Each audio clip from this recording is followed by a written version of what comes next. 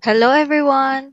Welcome to our vlog as a work-from-home couple. Nilag mi ron sa Bugo to unwind, kay medyo stress na sa life.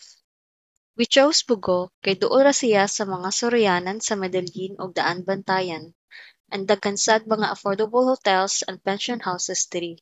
We booked a 2-night stay sa North Homes for only 2,600 via trip.com. The regular price of the room is 1,800 per night, so dako jud among na-say. The room was spacious with a queen-sized bed and a clean CR.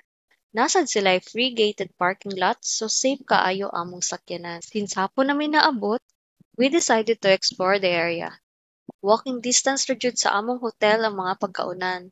They even have a Korean store. Lupig pa nilang Danao.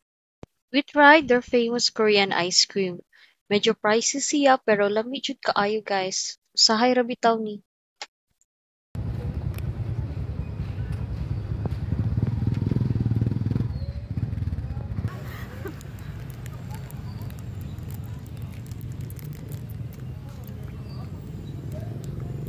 For our dinner, niadto mi sa ilang barbecue plaza, which is duol ra sa Pantalan. Daghan yun kag kapilian. Naay isda, pork, pusit, batikol, dugo, isol, ug uban pa. Nasad sila'y dried pusit. Kalami sa ilang timpla ug mabusog jud ka.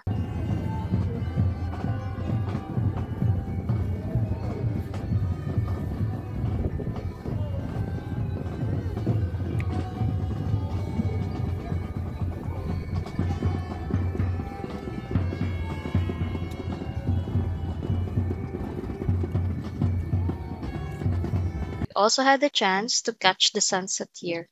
As they say, sunsets are proof that endings can often be beautiful too. Pero wala pa nag-end among adventure, so see you sa next video. Bye!